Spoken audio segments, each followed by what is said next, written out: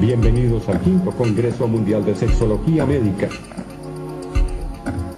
Este congreso es patrocinado por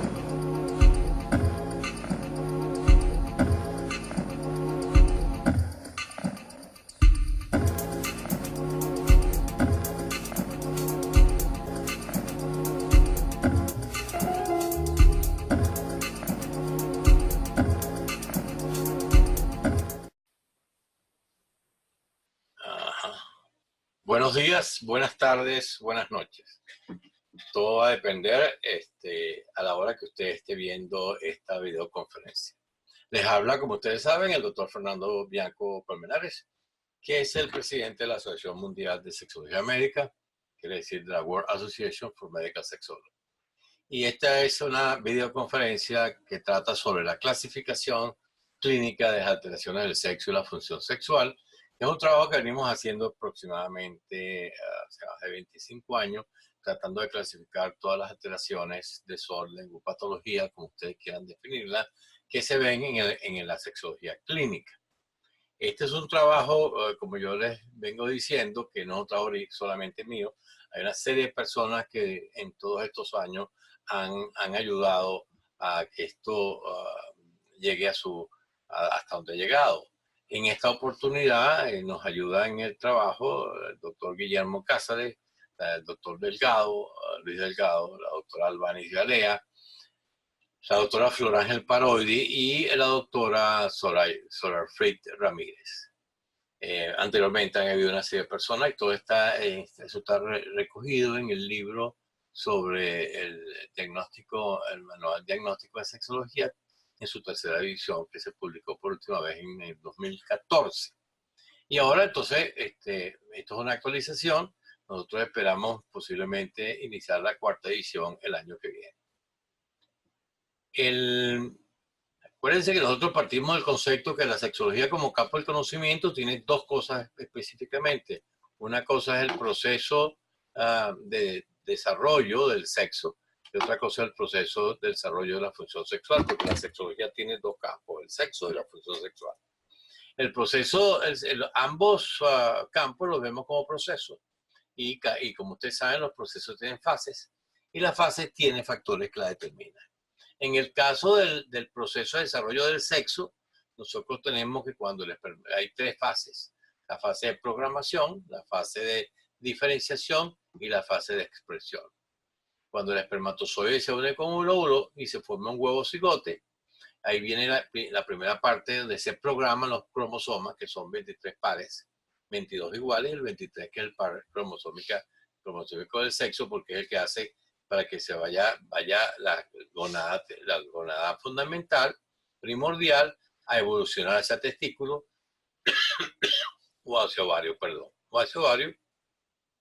En ese momento empieza la fase de diferenciación, donde las distintas secreciones de sustancias parecidas a las hormonas, van a hacer que el tubérculo genital externo se diferencie, bien sea hacia pene, escroto y vías espermáticas, etcétera, o hacia vulva, vagina o las otras vías, las líneas mamarias y las vías de la menstruación. Todo eso, por supuesto, a nivel se va construyendo junto con el desarrollo cerebral. Cuando ya la persona nace, tiene 9 meses, viene la fase de expresión. La fase de expresión es cuando usted va a adquirir una serie de conductas que lo van a poder tipificar. Usted se autotipifica como varón, como hembra, como variante, como varón afeminado, varón muy masculino, hembra afeminada, hembra muy macho, hembra muy femenina. En fin, una serie de diversidad que lo vamos a ver más tarde. Desde el punto de vista, independientemente de que usted vaya a ser varón o hembra o vaya a ser un variante, usted tiene la función sexual, que tiene como componente básico la cualidad o el deseo, que es la que la activa, la detiene, la desactiva en un momento dado y puede ser que entre en desactivación. Esa cualidad es algo propio del proceso de la función sexual, algo inherente, es una condición que nace con la persona, la condición de activarse, desactivarse, paralizarse, Y con esa condición hay dos fases importantes que actúan o que están presentes: la fase de la estimulación sexual y la fase de la respuesta. La estimulación sexual como fase tiene tres factores que la determinan: el factor administración, entre quienes se administra el estímulo; el factor método, entre quienes se hace, cómo usted aplica el estímulo sexual; y el factor frecuencia, que es cuántas veces usted en una unidad de tiempo hace.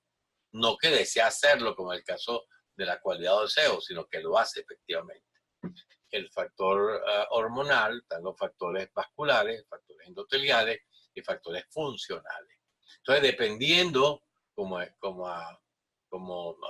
del factor, usted la respuesta sexual puede presentar modificaciones. Nosotros utilizamos también la parte didáctica que enseñó Mastrillón, porque nos parece sumamente didáctico, que la respuesta tiene una primera fase de excitación, luego una fase de meseta, luego una fase orgásmica, luego una fase resolutiva, que desde el punto de vista estrictamente didáctico es bien interesante. Todo esto sucede en un tiempo de funcionamiento que es variable, que es del momento en que se inicia la estimulación a que se termina la respuesta. Entonces tenemos en la función sexual esta capacidad o esta cualidad, esta condición de activarse. Tenemos dos fases, las de estimulación y respuesta, y eso sucede en un tiempo. Entonces, concebida así la sexología, fácil de entender, dos procesos, fases en cada proceso, determinación, factores que determinan cada fase. Entonces nosotros podemos avanzar en el campo clínico sin mayor complicación. Ok. Lo que habíamos dicho antes de la fase del proceso de desarrollo del sexo, lo que habíamos dicho anteriormente, que era la fase de programación, la fase de diferenciación y la fase de expresión. Y aquí tenemos pues en la fase de programación el factor es el cromosómico, en la fase de diferenciación el factor gonadal, y en la fase de expresión es la interacción entre el recién nacido y el ser humano y los procesos socioculturales que se caracteriza por una expresión diversa. Y lo que habíamos hablado de la función sexual, donde hay algo que es inherente al proceso, que es la cualidad, la situación de estimulación con sus tres factores: la administración, el método y la frecuencia, y la respuesta sexual con sus factores que la determinan, los anatómicos, neurales, en fin, etcétera, funcionales. ¿Qué vamos a entender nosotros por alteración? La propuesta que nosotros hemos hecho y estamos actualizando es que cuando los procesos de desarrollo del sexo y el proceso de la función sexual presentan cambios en su esencia o forma, comprometiendo el funcionamiento de los mismos, se establece alteraciones en ambos procesos, en uno, en otro o en ambos a la vez, que son síndromes clínicos bien caracterizados. Entonces, fíjense bien, el concepto es el cambio en esencia o forma del proceso de desarrollo del sexo o del proceso de función sexual. Eso se expresa en terminaciones de síntomas y signos y se forman síndromes. Esto también la gente lo conoce como disfunciones sexuales, como alteraciones sexuales, como patologías sexuales, como usted quiere y se siente más cómodo. Síndromes clínicos aparentemente es de bastante aceptación. Entonces, si nosotros tenemos un sexo, una función, y eso está en proceso y eso puede alterarse, entonces lo que nosotros vamos a, desde el punto de vista clínico, entonces nos podemos tener alteraciones a nivel del desarrollo, del proceso de desarrollo del sexo, alteraciones a nivel del proceso de la función sexual y alteraciones y otros diagnósticos que están correlacionados tanto con el proceso con el proceso de desarrollo del sexo como con el proceso de la función. Entonces, si empezamos, vamos a nosotros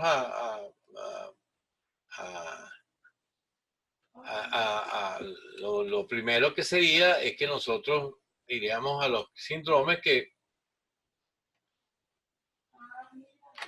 los síndromes que estarían a nivel del desarrollo del sexo. Si nosotros tomamos estos síndromes a nivel de desarrollo del sexo, entonces nosotros tendríamos que irnos a su expresión. Entonces tendríamos alteraciones en la fase de programación, alteraciones en la fase de diferenciación y alteraciones en la fase de expresión. Las alteraciones en la fase de diferenciación, tendríamos dos síndromes específicos. Dos síndromes específicos que son el 45X0, o sea, cuando uno de los cromosomas sexuales está ausente, que es lo que se llama el síndrome de Turner. Entonces, volvemos a lo anterior. Entonces, podemos tener alteraciones a nivel de la fase de programación, a la fase de diferenciación o la fase de expresión. Cuando tenemos problemas en la fase de programación, entonces tendríamos dos síndromes básicos. Tendría el desorden X0, el 45X0, que es la ausencia de uno de los cromosomas, que es lo que se conoce como el síndrome de Turner y sus variedades, que sería el 45XDDS, o sea, el Disorder of Sex Development, que sería en la traducción anglosajón, Syndrome of Development Disorder. Y aquí tenemos la alteración o el desorden del 45XY. Y la segunda sería el 47XXY, que es el síndrome de Klinefelter, donde hay un exceso de cromosomas. Aquí usted te podría introducir también el superhombre y el síndrome de la supermujer. Entonces, sería una alteración a nivel de la fase de programación. Si nosotros vamos a la fase de diferenciación, entonces aquí tendríamos que ver si la fórmula cromosómica es 46XY o la fórmula cromosómica es 46XX. Si es 46XY, entonces tendríamos los desórdenes del desarrollo del sexo de fórmula 46XY y habrían dos tipos de desorden. Cuando la alteración está a nivel testicular y cuando la alteración está a nivel de la síntesis hormonal. En nivel testicular nosotros encontramos diversos síndromes, como está la digenesia gonadal completa, el síndrome de Sauer, la parcial, está la regresión gonadal y está el ovotestis con fórmula 46XY, que es distinto al ovotestis con fórmula 46XY que vamos a ver más tarde. Cuando vamos a la fórmula 46XY, o desorden del desarrollo del sexo, cuando ya la alteración no es en el testículo, sino es en la síntesis de los andrógenos, entonces encontramos cuando hay defectos en la biosíntesis o cuando los defectos en la acción de los andrógenos, como sucede en el síndrome de insensibilidad androgénica, que hay andrógenos, pero no se reconoce, el cuerpo no lo reconoce, que puede ser parcial o total. Y este es lo que antes llamaban el tumor feminizante. Y está el defecto del receptor hormonal luteinizante. Entonces, dependiendo si la alteración es en una gonada o es en la síntesis, usted encontrará entonces síndromes de diferentes características. Cuando la alteración pasa a ser con una fórmula 46XX, en la fase de diferenciación, usted tiene también desorden a nivel de la gónada, en este caso del ovario, y entonces tiene el ovotestis con 46XY, que es distinto al ovotestis 46XY. Tiene el desorden de desarrollo testicular, tiene también la digenesia gonadal, relacionados con el ovario. Mientras que puede tener desórdenes a este nivel, pero por exceso de andrógenos, que pueden venir de los andrógenos fetales, o los andrógenos fetoplacentarios, o los andrógenos maternos. Hay que ver de dónde viene el exceso. Y usted tiene también siempre la categoría de que puede haber otro tipo de diagnóstico. Entonces, fíjense bien, si vamos siguiendo la lámina, la maestra, ven, los síndromes se nos van ocurriendo sin mayor problema. A nivel de la fase de expresión, donde se forma la expresión, lo que se llama el género, existe una variación y por lo tanto no hay patología. Uno no puede decir que hay algo patológico en la expresión. No, son variedades, una gran variedad. Usted puede ser de un varón con conductas muy masculinas a que tenga un transexual o que tenga un shimel o que tenga un metrosexual, en fin, etc. Hay una variación en el género. Sin embargo, existen, y esto pasa por lo siguiente, y es importante para ustedes que entiendan este concepto. En la falta de expresión existe, hay una capacidad que tiene el cerebro que se llama, que nosotros le hemos llamado de construcción. ¿Qué es lo que construye el cerebro? Entre la biología del ser humano que acaba de nacer de ese niño y todos los mensajes que recibe alrededor, él va a ordenar, la capacidad que tiene él de ordenar, lógicamente, todos esos mensajes para expresarse y hacer un patrón de expresión fenotípica. Esa capacidad nosotros le damos construcción y es altamente variable. Por eso que usted va a tener una variabilidad de todo tipo. Tiene hombres muy masculinos, mujeres muy femeninas, hombres muy afeminados, mujeres hombrunas, tiene metrosexuales, tiene transgéneros, tiene transexuales, tiene chimel, tiene gimel, tiene ladyboys, tiene giras en la India, hombres no hombres de Brasil, los catoy de Tailandia, los fasfines de Zamolia, o los Vishu de Indonesia, y tenemos las vírgenes juradas de Albania. En fin, hay toda una serie de diversidad. Perdón. Y por supuesto, nosotros vemos que aquí hay una ausencia de elementos patológicos. Hay dos condiciones que usted tiene que estar pendiente y que nosotros la ponemos en el manual diagnóstico y que es importante, que es que usted tenga un patrón de expresión fenotípico que sea impuesto por equivocación. Quiere decir que cuando usted nace varón, dice que nace una hembra. Y la familia se encarga de criar como hembra, pues. Hasta que se dan cuenta de repente que el muchacho es un varón. O tienen aquellos patrones de expresión fenotípica impuestos por el entorno sociocultural que pasaba con las vírgenes juradas de Albania, pues, donde la hermana mayor, en ausencia de un varón, tenía que comportarse como un hombre, por una cuestión cultural, pues.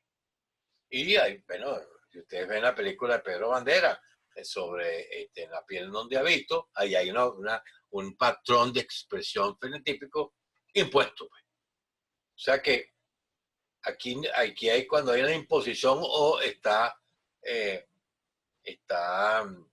equivocado, es cuando nosotros decimos que puede haber una alteración.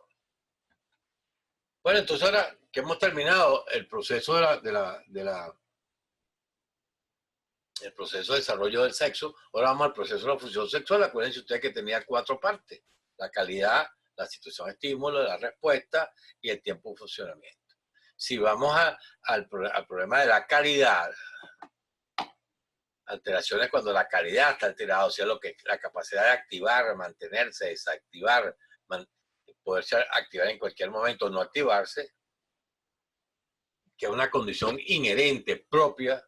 Entonces nosotros podemos encontrar entonces ausencia de calidad o deseo sexual ausente, hipoactividad en la calidad o deseo sexual hipoactivo, hiperactividad en la calidad o deseo sexual hiperactivo, y la desactivación de la actividad o deseo sexual desactivado. O sea, usted puede tener cualquier alteración a este nivel, pero es importante, porque usted, cuando habla de deseo, está hablando de ganas de hacerlo. No está diciendo que lo hizo, ni que lo va a hacer, simplemente tiene ganas. Entonces usted puede tener ganas, se le pueden quitar las ganas, le pueden volver las ganas. Eso es lo que es el deseo, las ganas de hacerlo, que no necesariamente significa que usted lo va a hacer. Entonces, cuando usted va a la situación estímulo, ya que hemos visto las alteraciones en la cualidad va a la situación de estímulo, entonces usted encuentra que hay 3 factores importantes: el administrador, el método y la frecuencia. Dependiendo de dónde está, las patologías cambian. El concepto básico de alteración a nivel de la situación de estímulo sexual es cuando usted se fija a una cosa particular para poder funcionar. Esa cosa particular puede estar al nivel de la administración, puede estar al nivel del método o puede estar a nivel de la frecuencia.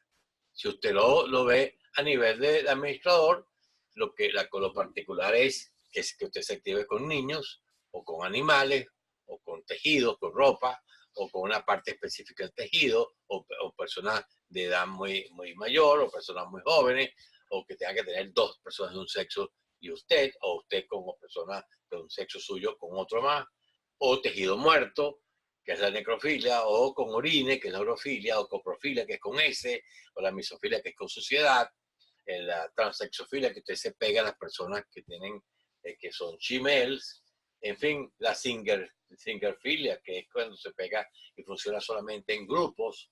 ¿Entienden? Entonces, dependiendo de la situación, con quién se administra, usted puede tener un problema de administración. Pero pudiera ser que el problema no sea a nivel de la administración, sino que el problema sea a nivel del método. Entonces, si usted dice que es a nivel del método, entonces encuentra personas que necesitan provocar dolor, el sadismo, o sentir el dolor, el masoquismo, o exhibirse de sorpresa, el exhibicionismo, o el ver sin ser visto, que es el voyerista, o la persona que necesita vestirse con ropa del sexo opuesto para sentirse excitado, o la persona que necesita que la administren enemas, que es la climafilia, o la persona que le introduzcan los dedos y la mano en el ano o en la vagina. Está la teléfono escatología, que es la excitación por teléfono. Está la asfixofilia, que es sentir que uno está asfixiado, provocar la asfixia, pues, para sentir un orgasmo en ese momento. La orgasmofilia, que es cuando uno se pega una parte del cuerpo para poder tener orgasmo. Entonces, dependiendo de eso, usted va a tener una serie de patologías a ese nivel. Pero la patología podría estar a nivel de la frecuencia. Fíjense bien, una cosa es que yo desee hacerlo y otra cosa es que lo haga. Cuando hablo de frecuencia, estoy hablando de las veces en que usted lo ha hecho, lo va a hacer. Entonces usted puede tener frecuencia excesivamente alta, que son personas que tienen una adicción al sexo o una frecuencia excesivamente alta. Quiere decir que ellos necesitan estar en una actividad sexual permanente, no tienen funcionamiento social, lesionan a la pareja y tienen problemas en su devenir diario. Otras personas tienen una frecuencia excesivamente baja, se prenden cada 2, 3, 4 meses. Esa persona tiene generalmente problemas de pareja. Y hay otros diagnósticos que se pueden buscar a nivel de la frecuencia. Entonces ya vimos trastornos en el deseo, trastornos en la estimulación, y ahora vamos a los trastornos de la respuesta. Para poder estudiar los trastornos de la respuesta, nosotros utilizamos el método, el ciclo de respuesta de Master y Johnson, que nos parece lo más didáctico. Que primero se excita, mantiene la excitación, tiene un orgasmo y luego todo viene a una etapa resolutiva. En la etapa resolutiva, los hombres presentan en la primera etapa un periodo refractario, que es variable, y las mujeres no lo tienen. Los hombres por lo general tienen un orgasmo y van llorando para el segundo, mientras las mujeres pueden tener 2, 3, 15, 20 orgasmos, porque pueden ser monorgásmicas, biorgásmicas, poliorgásmicas o tetánicas. Entonces, bueno, eso lo puede usted ver. Entonces, si nosotros buscamos las alteraciones a nivel de la fase de excitación, entonces, ¿qué tenemos aquí? Tenemos el trastorno subjetivo de la excitación, que son personas que no sienten que están excitadas. Están excitadas, pero no lo sienten. Tienen como un problema en el componente psicológico de la respuesta sexual. Tienen los elementos fisiológicos, tienen los elementos sociológicos, pero no tienen elementos psicológicos. O usted tiene la disfunción eréctil, hombres que no tienen erección. O tienen la disfunción orgásmica primaria, mujeres que no se activan. O tiene el trastorno persistente de la excitabilidad, pues que es la mujer que se mantiene con excitación permanente. O tiene una mujer que presenta exceso de lubricación, o déficit de lubricación, o tiene el síndrome de hipersensibilidad del glande, o tiene la hipertonía en los músculos pubococcígeos. Entonces tenemos que, ¿cuáles son los problemas de la fase de excitación? Que son distintos a los problemas de la fase de meseta. En la fase de meseta, usted va a tener alteraciones, bien sea porque los músculos son muy débiles, que es la hipotonía de los músculos pubococcígeos, o tiene enfermedad de Peyronie, o tiene el priapismo. Son las características de esta fase. Distintas a las patologías de la fase orgásmica. En la fase orgásmica usted encuentra a las personas que tienen orgasmo, pero el orgasmo no les da placer. Es la no orgásmica.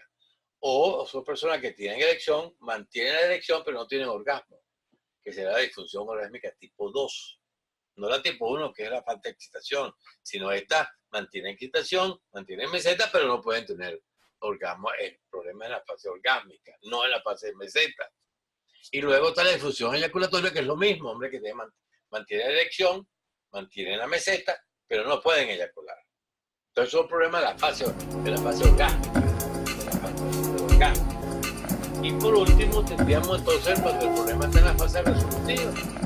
Bienvenidos al quinto Congreso Mundial de Sexología Médica. Tenemos entonces las alteraciones. Este congreso es patrocinado por muy prolongado, cuando usted tiene una especie como de euforia después del coito, o tiene una sensación de desagrado, de fritar, de desmayarse, que es la disforia postcoital, después de una intensa cefalea, después de fiebre entre 29 y 40. Entonces se presentan en el periodo resolutivo y es importante definirlo de esa forma. Pero hay veces que usted no tiene problema en la respuesta, no tiene problema en el estímulo, pero tiene problema en el tiempo de funcionamiento. O sea, hay gente que dice, yo funciono muy rápido. Hay gente que dice, yo funciono muy lento. En el hombre eso se llama eyaculación precoz o prematura. Y en la mujer se llama orgasmo prematuro. Cuando el tiempo es muy retardado, en el hombre se llama eyaculación retardada y en la mujer se denomina orgasmo retardado. Son personas que cumplen el ciclo completo, pero les cuesta. Lo hacen o muy rápido o lo hacen muy lento. Y hay que diferenciar la eyaculación precoz de la difusión eréctil, porque mucha gente piensa que como es precoz y eyacula muy rápido, que son impotentes. No son impotentes. O sea, la gente tiene respuesta, pero la tiene muy rápido. Es importante tener eso siempre permanente. Tener cuidado para que uno no se equivoque. Está el síndrome de disparidad en el tiempo de funcionamiento sexual. Hay una cosa que es importante cuando hablamos de función sexual, que es la presencia de dolor, de síndromes dolorosos que aparecen durante la función sexual. Estos síndromes dolorosos nosotros los hemos caracterizado, aquellos que suceden en el precoito, o sea, en el momento que usted inicia la función sexual hasta que va a hacer el movimiento para buscar el orgasmo. Y ahí tienes el síndrome de dolor antes del coito, donde estaría el dolor escrotal, el dolor vulvar, el dolor, las diferentes alteraciones en la vulva, lo que llama la vulvoginia, y estaría ahí. Hay dolor se presenta en el hecho coital, pues. Cuando se presenta en el momento de la introducción, estamos hablando de los casos de vaginismo. Cuando se presenta después de la introducción, estamos hablando de los casos de sequedad vaginal. Y cuando se presentan durante el coito, estamos hablando de síndromes de lo que llamaban antes la disporenia. Pues. Y es el síndrome durante el coito, que es distinto al momento de entrada o luego de haber entrado. Y tenemos el último síndrome doloroso, que es el dolor que aparece en el poscoito. Ha terminado todo y aparece el dolor. El poscoital. Hay una serie de síndromes que están relacionados con el sexo y la función sexual. Entonces, entre ellos podemos dividirlo en estos síndromes que son importantes. Los dividimos con conductas de evitación que cursan con alteraciones, que alteran la función sexual. La aversión sexual, la gente que no quiere tener relaciones sexuales les rechaza la función sexual. Hay gente que rechaza la función sexual, pero entre hombres o entre mujeres, lo que llaman la homofobia, o la rechazan entre hombres y mujeres, que es la heterofobia, o rechazan la penetración o anal o vaginal. Hay gente que tiene fobia al pene y hay gente que tiene fobia a la vagina. Entonces hay que determinar cuáles de estas conductas de evitación pueden estar presentes. Usted puede tener algunas conductas que lesionan las funciones básicas del cerebro, como tendría el síndrome de Corot o del pene menguante, el síndrome del pene pequeño, las manías sexuales, la sexonia. Estaría el síndrome del estrés sexual postraumático, donde estaría el abuso sexual, donde estaría la violación, donde estaría la experiencia sexual traumática temprana y la disfunción sexual por trastorno del déficit de la atención. Fíjense bien, son afectaciones en las funciones básicas, algunas de las funciones básicas del cerebro que afectan a la función sexual. Y lo otro que tendríamos son los repertorios conductuales deficientes. Las personas que han perdido habilidades para el cortejar, o habilidades para hacer el coito, o tienen una discordia marital, pues. O aquellas entidades clínicas que influyen directamente, como el déficit de testosterona de comienzo tardío, y está el síndrome menopáusico, que también se deben a alteraciones hormonales. Nosotros encontramos algunos cuadros clínicos muy singulares que es bueno siempre tener en la mente, ¿no? Sería la discriminación sexual selectiva de la pareja, tipo 1, donde la persona se excita con su pareja habitual, pero no con otras parejas. Y la discriminación sexual selectiva tipo 2, la persona que se excita con otras parejas, pero no con su pareja habitual. Estaría la disfunción orgásmica coital, las personas que en pareja no logran tener coito. Y la disfunción orgásmica masturbatoria con la pareja, que es que si tratan de autoejercer la función sexual con la pareja, no pueden, no pueden eyacular, son incapaces. Están las parejas que tienen discrepancia en frecuencia. Cuando él tiene una frecuencia muy alta y ella muy baja o viceversa, hay alteraciones en la frecuencia. Y a veces las alteraciones no es en la frecuencia, sino en el horario. A usted le gusta en la mañana y le gusta en la tarde. A usted le gusta de madrugada y le gusta en la tardecita. Entonces, esa disparidad existe y hay que buscarla. Está el matrimonio inconsumado, que son personas que no pueden consumar el matrimonio, tener un matrimonio, pues no ha habido penetración. Está la monotonía sexual de la pareja, que son parejas que entran en una disminución severa de la frecuencia, por un poco como el fastidio en la función sexual, que han perdido repertorio. Y hay otras que usted puede ir definiendo. Entonces, esta clasificación, que como yo les dije al principio, es de mucha gente ha contribuido y están escritas.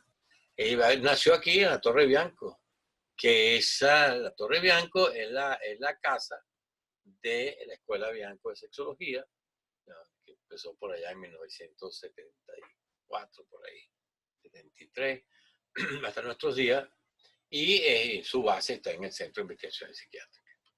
Bueno, estos son algunos de los libros que nosotros hemos escrito. Cualquier información, por favor, siéntese libre de escribirnos y nosotros les contestaremos lo que podamos contestar, y si no lo averiguaremos para poder contestar. Muchas gracias por su atención. Espero que sigan disfrutando del Congreso y nos vemos muy pronto. Gracias. Listo. De nada más. Detener grabación. Este congreso es patrocinado por